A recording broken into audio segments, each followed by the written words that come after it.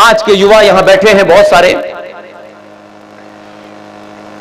युवाओं ने एक बड़ी कोशिश की, बहुत जानना चाहते थे जब एक फिल्म आई, और हमारे युवा और हमारी छोटी छोटी बेटियां फिल्मों से बहुत मुतासिर होती हैं, फिल्म से बहुत सारी चीजें देखती हैं, और फिल्मों में बताया जाता है कि खूबसूरती की परिभाषा तैमूर की अम्मी है। खूबसूरती की परिभाषा तैमूर की मम्मी नहीं है। अगर खूबसूरती की कोई भाषा है और आप फिल्म इंडस्ट्री से मुतासिर होते हैं, इन्फ्लुएंस होते हैं, तो बाहुबली की देवसेना है। अपने नैरेटिव को बदलिए। आप जानना चाहते थे कि कटप्पा ने बाहुबली को क्यों मारा, जान लिया। मैं आपको 2 होमवर्क देता हूं, अब आप जाने लाल बहादुर शास्त्री को किसने मरवाया, सुभाष चंद्र बोस की सुपारी किसने ली थी। आज के युवा जिस दिन यह जानना पसंद कर देंगे, ये छोटे भाई का पजामा बड़े भाई का कुर्ता पहने हुए लोग जहां से आए थे वहीं चले जाएंगे। चौराहे चौराहे गली गली सवाल पूछिए। आप सवाल नहीं पूछते हैं, आप पिछले 1000 साल से लगातार जवाब दे रहे हैं। जब आप सवाल पूछेंगे तो उन्हें जवाब देना भारी पड़ेगा। आप पूछिए कि कुरान मजीद की सूरा नंबर 9 आयत नंबर 5 में क्या लिखा हुआ है। भरी महफिल में पूछिए, यहां भी इस सभा में कोई मुसलमान हो तो मुझे बताए कि सूरा नंबर 9 आयत नंबर 5 में क्या लिखा हुआ है, जो कुरान शरीफ की आयत है। आप पूछते नहीं हैं, इसलिए वो भगवान रामचंद्र जी का मजाक उड़ाते हैं, इसलिए वो सीता मां का मजाक उड़ाते हैं। आप मजाक मत उड़ाइए, आप शालीनता के साथ पूछिए, तो या तो वो भाग जाएंगे या वो समझ जाएंगे कि इन्होंने कुरान पढ़ लिया है। और जिस दिन आप कुरान पढ़ लेंगे तो मक्का का रास्ता ये हवाई जहाज से तय कर लेंगे। इसलिए बीमारी को बीमारी मानिए। किसी से निजी संबंध, किसी से दोस्ती वो निजी हो सकती है, लेकिन अगर राष्ट्र के सामने वो दोस्ती आड़े आती है, ऐसी दोस्ती भाड़ में जाए। जिसको निजी दोस्ती दुमानी है वो निभाए, इसमें कोई बुराई नहीं है। इसलिए वो खूबसूरत शायर जब वो शायरी करता था तो आप ताली बजाते थे। आप मध्य प्रदेश के लोग हैं, सांस्कृतिक तौर पे आप लोग बड़े संपन्न लोग हैं। आप भारत में एकमात्र ऐसा प्रदेश है जिसकी अंतरराष्ट्रीय कोई बाउंड्री नहीं है। आप भारत का दिल हैं। तो आप सोचिए थोड़ी देर के लिए, वो कहता था कि जो आज साहिबे मसनद हैं, जो आज साहिबे मसनद हैं, ये किराएदार हैं, मकान मालिक नहीं है। आप इस पे ताली क्यों बजाते थे, मुझे बताइए। साहिबे मसनद का मतलब सिर्फ इतना ही होता है कि जो आज सत्ता पे बैठे हैं ये किराएदार हैं, मकान मालिक नहीं है। वो खुल के आपसे बता रहा है कि 47 के बाद से जो गद्दी आपके पास आ गई है, वो आपने कुछ दिन के लिए ले ली है। और ये मुगलों के नाजायज वारिसों ने आप में ये क्यों आया कि ये भारत का 90 करोड़ 80 करोड़ समाज, हिंदू समाज इस देश में किराएदार की हैसियत में है, असली मकान मालिक तो हम हैं। इसलिए उस परपंच को समझने की कोशिश करें। हम नहीं समझते, इसलिए ऐसा होता है। इसलिए मैं सरकार में सिर्फ 2 ही आदमियों को जानता हूं, बाकी को नहीं जानता। मुझे कोई इंटरेस्ट ही नहीं है, क्योंकि बाकियों को 25 साल से देख रहा था, उनको बहुत पास से देखा है। कड़ी निंदा, कड़ी निंदा, दिमाग कड़ी निंदा करने के लिए बनाया था,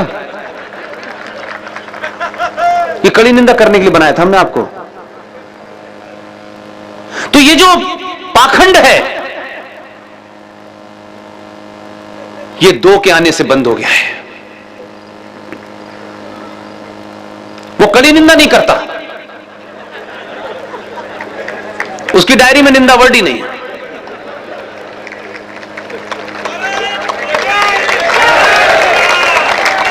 इसलिए आपके पुरुषार्थ को जगाने के लिए, आप कौन हैं, किसकी संतानें हैं, यह जगाने के लिए कुछ छोटी छोटी घटनाएं भी अगर आप देखें।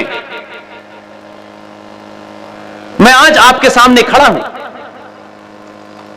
सार्वजनिक मंचों से साफ कहता हूं, मेरा कोई राजनीतिक एजेंडा ही नहीं है, इसलिए किसी संगठन में जुड़ना ही नहीं चाहता।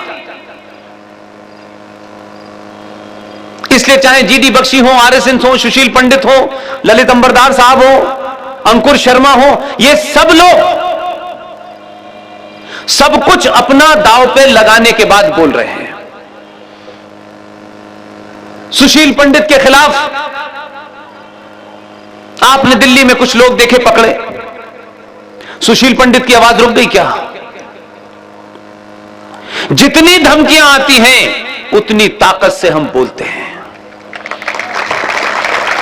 और हमारे बोलने में कोई जेर जबर का फर्क नहीं होता, कोई शब्दों का हेर फेर नहीं होता कि धमकी आ गई है तो शब्द बदल दें, बल्कि उस शब्द के लिए जो भी कड़ा शब्द है वो प्रयोग करते हैं। 2021 है, हजारों साल की हमारी जो सनातन संस्कृति है, ये देश उसकी तरफ मुड़ गया है। और छोटी छोटी चीज से कैसे बदलाव हो सकता है, इसलिए मैंने कहा कि अपने स्वार्थों से ऊपर उठेंगे तो आपको लगेगा कि पूरी दुनिया क्यों परेशान है।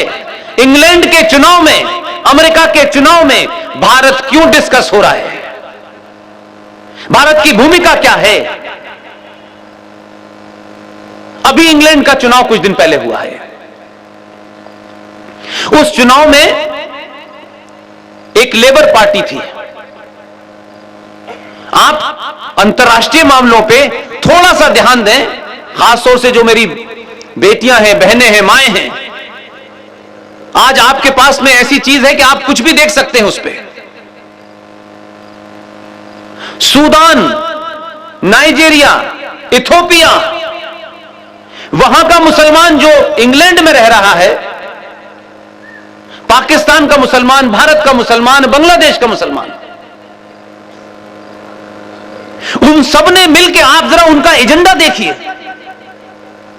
हमारे यहां तो अभी डिबेट करेंगे तो अभी लोगों के 50 तर्क हो जाएंगे, अपने स्वार्थ हो जाएंगे, क्योंकि मैं फला पार्टी से मुझे टिकट मिला है, इसलिए इस स्वार्थ में मैं सच बात नहीं कहूंगा। मुझे सेकुलर रहना है, मुझे अपने पार्टी हाई कमांड की चिंता करनी है। पार्टी हाई कमांड राष्ट्र से बड़ी नहीं हो सकती। दुनिया भर के मुसलमानों ने इंग्लैंड के चुनाव में लेबर पार्टी पे दबाव डाला। यह मैं सिर्फ इसलिए बता रहा हूं कि आपके खिलाफ भारत ही नहीं, दुनिया भर की ताकतें वो ये नहीं चाहती कि भारत हजारों साल पुरानी अपनी संस्कृति को प्राप्त करे। लेबर पार्टी पे दबाव बनाया, कहा कि आप अपने पार्टी के मैनिफेस्टो में शामिल करें और यह रेजोल्यूशन पास करें कि जब आप जीत जाएं तो यूनाइटेड नेशन की जो सिक्योरिटी काउंसिल है, यूएनओ की जो सबसे सुप्रीम बॉडी है, जो पावरफुल बॉडी है, उसे सिक्योरिटी काउंसिल कहते हैं, जिसे सुरक्षा परिषद के नाम से जाना जाता है। विश्व के 5 देश उसके परमानेंट मेंबर हैं, उनको वीटो पावर होती है। एक भी मुल्क वीटो पावर करेगा कि यह काम नहीं हो सकता तो वो सब पे लागू होती है। इथोपिया का और सूडान का मुसलमान जहां 2 वक्त खाने के लिए नहीं है, लेबर पार्टी पे दबाव बनाया कि हम आपको वोट देंगे, आप अगर जीते तो क्योंकि आप सिक्योरिटी काउंसिल के मेंबर भी हैं, आप जीतने के बाद भारत के अंदर एक कट्टरपंथी हिंदू शासक आया है, उसने जम्मू कश्मीर से धारा 370 हटा दी है। सिक्योरिटी काउंसिल में आप रेजोल्यूशन लाएंगे कि धारा 370 को वापस किया जाए। यह लेबर पार्टी ने रेजोल्यूशन पास किया। आपको शायद इस बात की जानकारी नहीं होगी। यह बात अलग है कि वहां आपके देश के जितने भी लोग थे, उन्होंने पूरी ताकत से लेबर पार्टी को हरा दिया, बोरिस जॉनसन को जिता दिया।